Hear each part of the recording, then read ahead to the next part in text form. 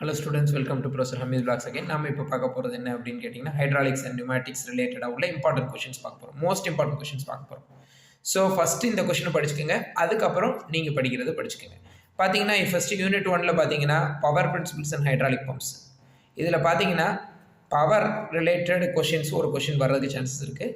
அதோட barrel question வந்து பார்த்தீங்கன்னா ஹைட்ராலிக் பம்ப்ஸ் ரிலேட்டடாக வர்றதுக்கும் சான்சஸ் இருக்குது. ஸோ ஃபஸ்ட்டு பார்த்தீங்கன்னா ஃப்ளூயிட் பவர் சிஸ்டம்ஸ் கேட்பாங்க. ஃப்ளூயிட் பவரில் hydraulic system and pneumatic system ரெண்டையுமே டயக்ராம் வரைஞ்சி எக்ஸ்பிளைன் பண்ணியிருக்கேன். டயக்ராம் வரைஞ்சி நீட்டாக ஒவ்வொரு இண்டிவிஜுவல் காம்பனன்ட்ஸாக எக்ஸ்பிளைன் பண்ணுங்கள்.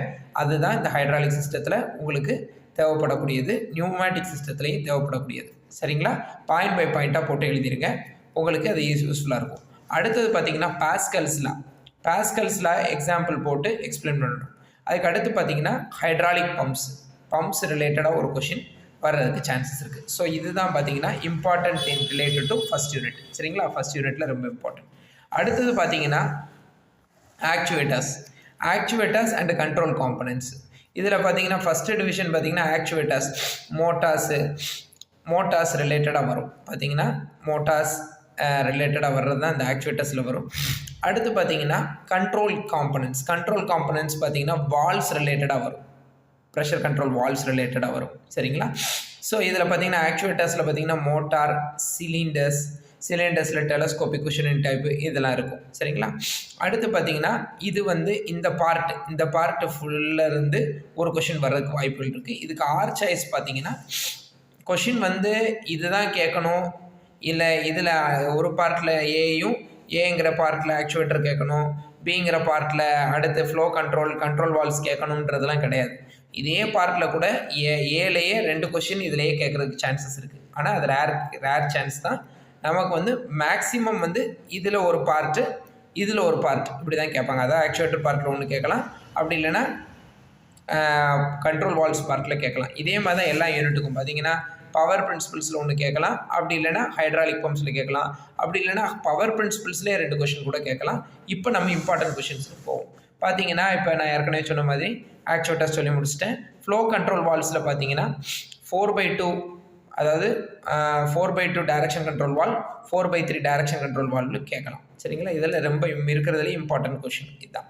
அதுக்கப்புறம் ப்ரெஷர் கண்ட்ரோல் வால்வ்ஸ் பார்த்தீங்கன்னா இதில் உள்ள types simple pressure control valve, compound pilot operator pressure control valve, pressure reducing valve, ANSI symbols. இதில் ஆன்சி சிம்பிள்ஸ் ரொம்ப இம்பார்ட்டன்ட்.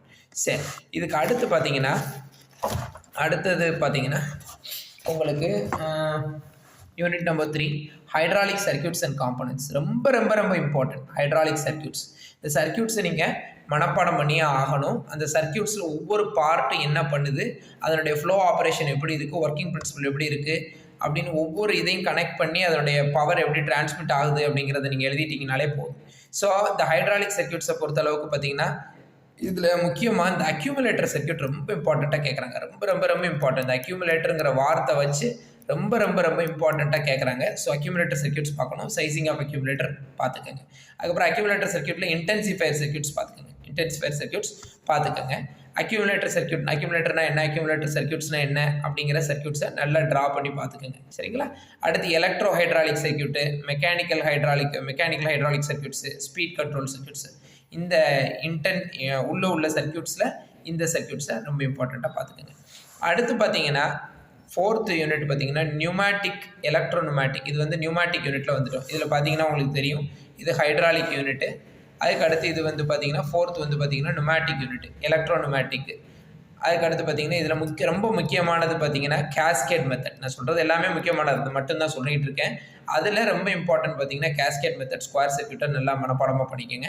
அடுத்து பார்த்தீங்கன்னா ladder diagram very important. Ladder diagram is one of the most important. Cascade method, ladder டயக்ராம்ல ரொம்ப important. சரிங்களா?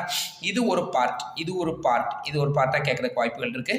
அதுக்கு அடுத்த part கேட்குறதுக்கு வாய்ப்பு என்னன்னு கேட்டிங்கன்னா கம்ப்ரஸர் சர்க்யூட்டு, எஃப்ஆர்எல். கம்ப்ரஸர்னா என்ன, அதில் எஃப்ஆர்எல்னா ஃபில்டர், ரெகுலேட்டர், லூப்ரிகேட்டர், இந்த 3 யூனிட் இருக்கும் பார்த்தீங்கன்னா எஃப்ஆர்எல் யூனிட்டு.